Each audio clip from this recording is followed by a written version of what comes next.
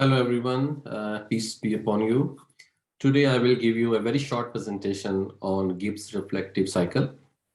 Gibbs Reflective Cycle is a method to understand experience of a single person or of a team or group of people. And Professor Graham Gibbs in 1988 wrote a book about learning by doing, and in that book he provided this reflective cycle to understand and to give structure to learning from experience.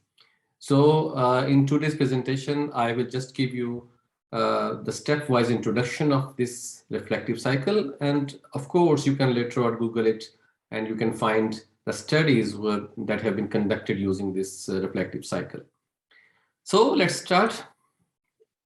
Okay, so first thing that when you are going to use Gibbs reflective cycle, if you want to understand the experience, a standalone experience or a situation that you often go through, or your team or the people you are working with, they go through certain situations repeatedly, then to understand and reflect on that situation and that experience, you can use Gibbs reflective cycle. So it is more than a research method. And for example, if you are coaching a team, so you can use this reflective cycle to understand the experience of the team. It's of course, you see it has 6 steps, and its first step, we will say it is description, but here definitely it means description of the experience. So the key question in this step is what happened. So when someone will tell you what happened, it is actually a narration of the experience. But it must be thick enough to tell you when it was happened, where it was happened, how did it happen, and also who were the other actors involved in this experience. You should also get a description of those actors as well. Similarly, in the description of the experience, it is also important that you understand that what was the response of the persons who were engaged in this experience, and the outcome of the experience. So in nutshell, the description of the experience should be rich enough to give you this information: what happened, when, where, how it was happened, and who were the other actors involved in it. So a person telling you about the experience will also tell you something about the other persons who were in it, and then the outcome of that experience and the response that were given by the participants. The second step is to understand the feelings. So this is a kind of hierarchical step. So you move from one step to the third step, to the other steps. Second step is about feeling.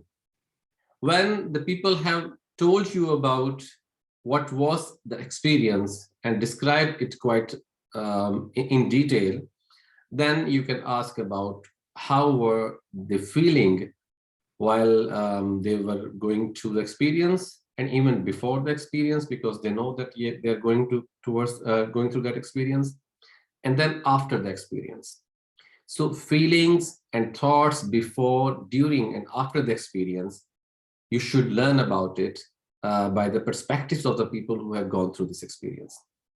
So there are 2 key things you must understand while going through this step. First is empathetic listening. You must listen very carefully, very attentively, and try to understand the participants' perspective with their own meanings.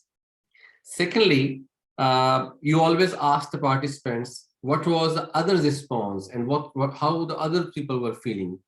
So they should have a kind of perceptual position. They will share their feelings and their thought related to that experience, but at the same time, they will perceive something about the people who were going through that experience at that time.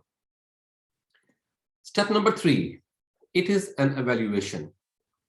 Now, after the participant has described the experience and has shared the feelings about it, now it is a time to encourage him to objectively evaluate his or her own experience.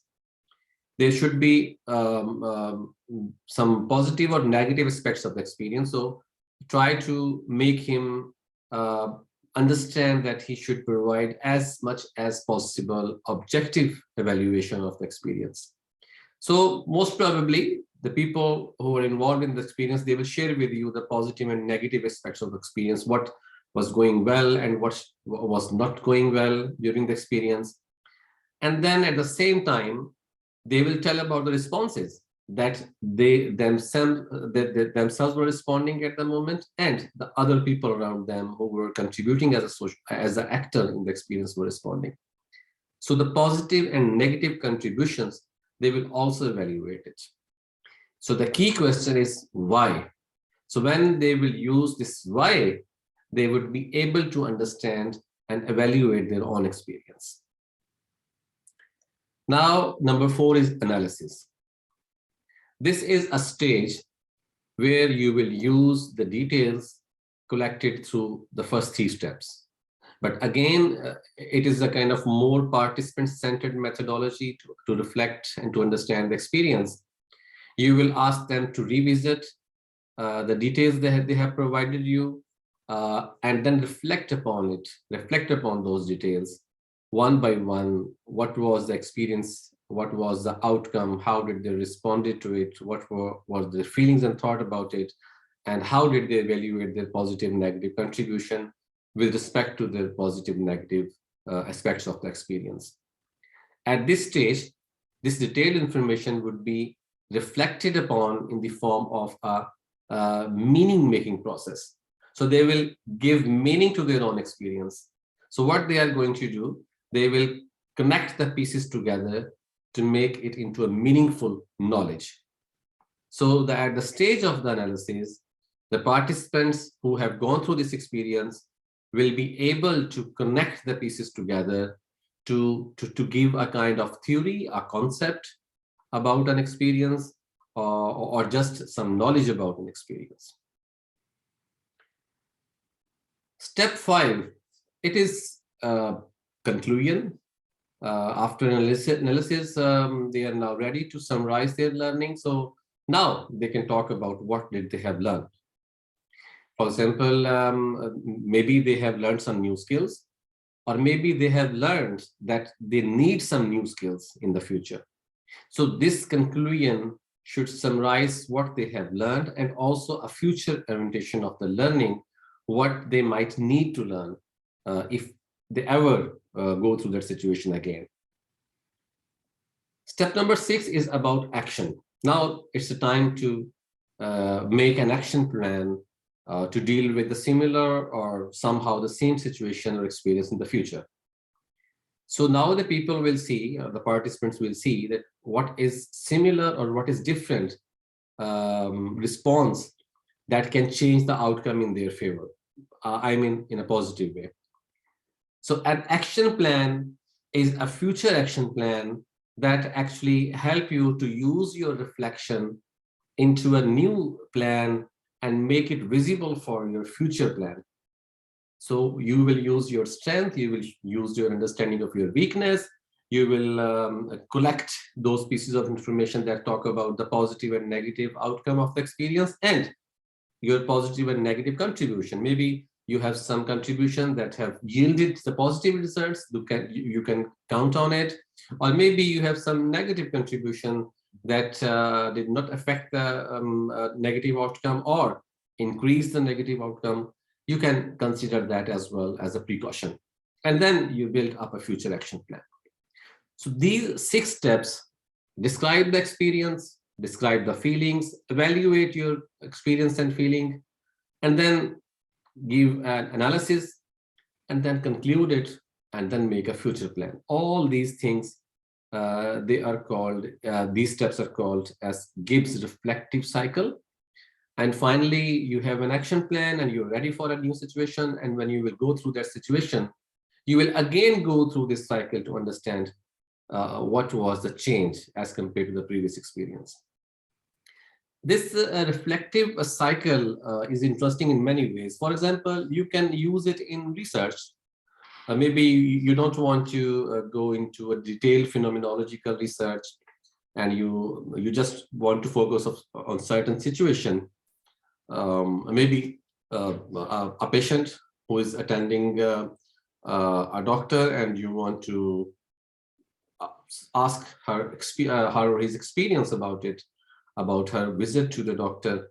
You can use this Gibbs reflective cycle. Maybe this is a teamwork experience. There are few students who are working on a fieldwork project, and when they come back from the fieldwork, you engage them in this reflective cycle, and they describe their experience of the field. They will tell you about the feelings, then they will evaluate it and do an analysis, and finally they will come up with an action plan, and now they are ready to go again to the field. And similarly, even you can use it for yourself. For example, if I have done a fieldwork, a short fieldwork for 1 or 2 days, then I can reflect on it. I can describe what was it about, what did I feel, and then I can evaluate it, analyze it, conclude, have some conclusions, and then make another action for the new fieldwork. So in this way, this Gibbs reflective plan is quite interesting. When you will Google this Gibbs reflective cycle, you will come up with several studies about it, and maybe some more readings about it. In this short presentation, I was only able to provide you certain steps. Hope it will work for you. Thank you very much. See you another time.